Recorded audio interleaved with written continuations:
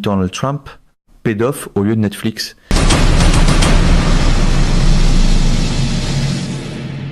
Au quotidien, il se moque simplement de lui.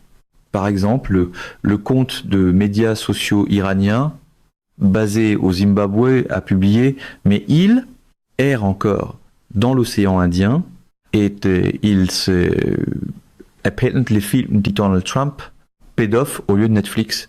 Ils disent « Pédophile présente Donald Trump et les pirates d'Ormuz. In treason we trust ». Une production pédophile bientôt à l'écran. C'est ce qu'ils disent là. Et puis, l'ambassade d'Iran en Afrique du Sud. J'en ai montré une version plus longue sur le balado, Midas Touch avec mon frère. Vous pouvez aller la voir. Mais l'ambassade d'Iran en Afrique du Sud, voici la vidéo qu'ils ont faite et publiée de Donald Trump ici. Regardez cet extrait. I will never give you up.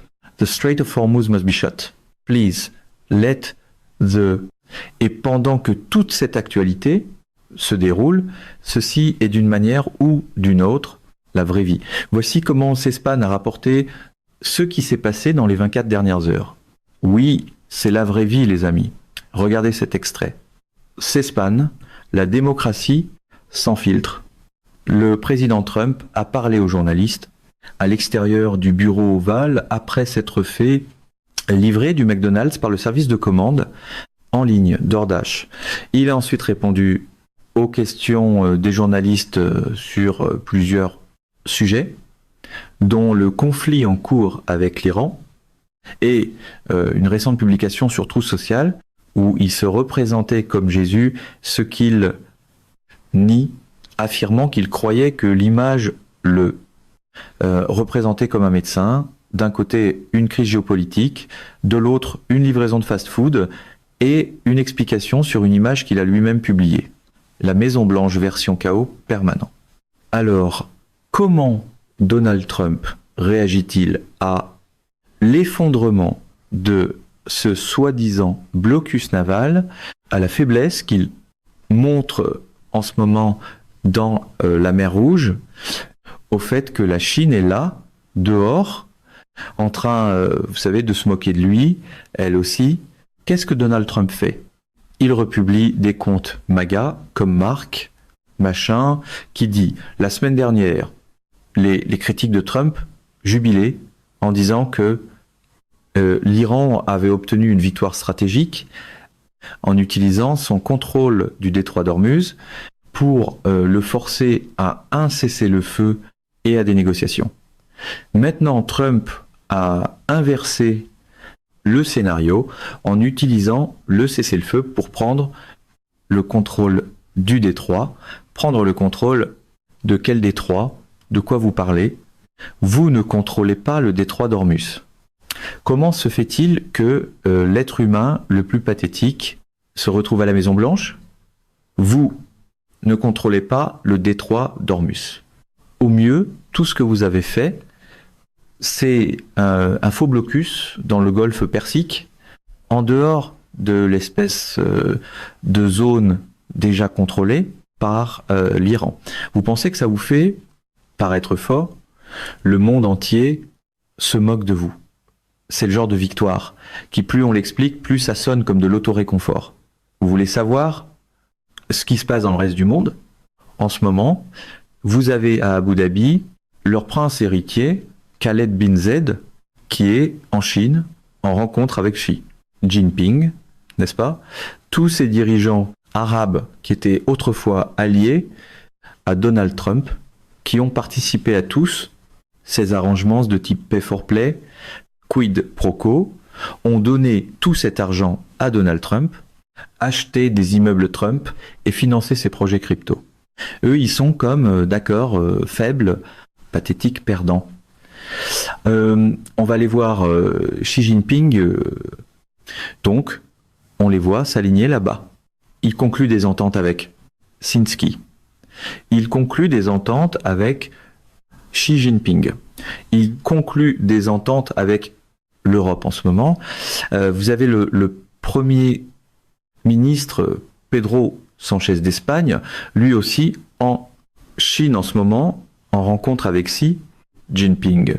Et c'est pas un hasard si vous avez le prince héritier d'Abu Dhabi et le premier ministre d'Espagne avec Xi Jinping à peu près en même temps, parce que un nouvel ordre mondial est en train de se former avec les États-Unis comme acteur très faible à cause du caractère pathétique de Donald Trump. La Chine, Xi Jinping, a dit ce qui suit. Voici ce que Xi Jinping a dit dans les 12 dernières heures. Il faut bâtir un partenariat stratégique plus solide et plus complet entre la Chine et le monde arabe. Il a dit qu'il faut de l'unité dans ces confrontations et de la coordination. Et il dit que le monde traverse des changements sans précédent. Et le Premier ministre Pedro Sánchez a lui aussi repris plusieurs de ses sentiments à ce sujet. Donald Trump publie aussi des photos étranges de lui à 18 en portant un uniforme d'académie militaire, même si Donald Trump n'a jamais servi dans l'armée. Et en fait, il a évité la conscription à 5 reprises, incapable de gérer le présent, il se rabat sur des photos de nostalgie, c'est une stratégie très combat-ready, disons. Donald Trump publie le message suivant de Lee Zeldin, le chef de son EPA. Voici ce que Trump publie. Tout comme la collusion Russie, le simulacre clownesque de la destitution de Trump en 2019 était un procès spectacle d'une ampleur épique visant à faire tomber le président dûment élu des États-Unis. Russie. Faisons juste sacrer et répéter le mot Russie encore et encore. C'est une chose délirante, vile, à la Maison-Blanche. Peut-on au moins s'entendre là, dessus? De quoi parlez-vous au juste en ce moment? Vous voulez parler de Russie? Que diriez-vous du fait que vous avez retiré ces sanctions contre le pétrole russe et permis à la Russie de faire des milliards de dollars par jour alors qu'elle était dans une situation économique critique? Vous avez relancé leur économie. Vous voulez parler de Russie? Vous avez laissé passer le pétrolier russe à travers l'autre soi-disant blocus que vous avez fait à Cuba.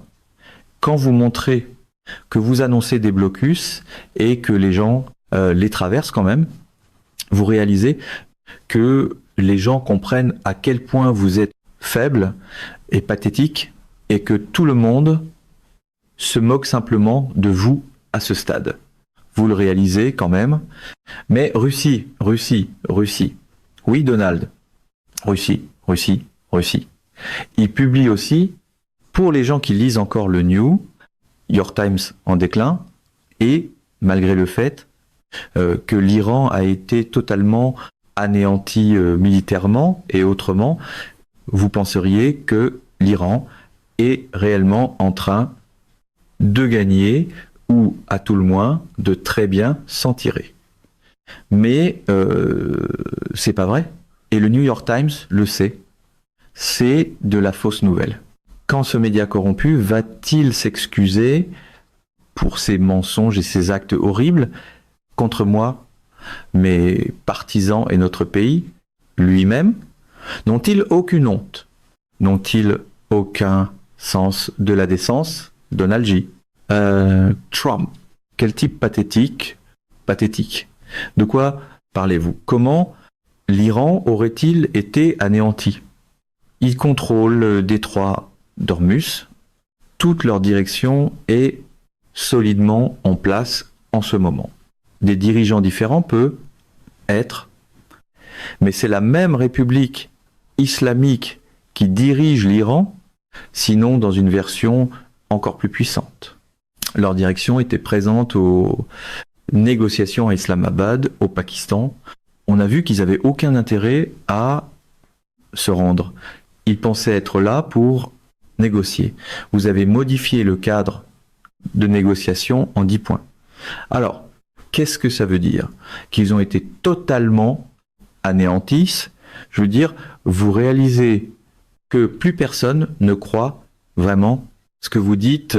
Quand on pousse le discours au maximum chaque jour, vient un moment où il ne reste plus rien de crédible à faire valoir. Je veux dire, au point où même la base centrale de Trump, soit les électeurs blancs sans diplôme universitaire, désapprouvent Donald Trump à 52% contre 48%. Réfléchissez à ça. C'est un virage majeur où même les électeurs blancs sans diplôme universitaire méprisent Donald Trump à ce stade. Et puis vous avez eu J.D. Vance hier. J.D. Vance a donné hier une entrevue à ce que j'appelle les médias de régime et il a admis que Donald Trump fait du terrorisme économique.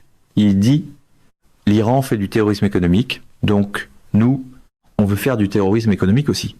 Voici ce qu'il dit. Regardez cet extrait.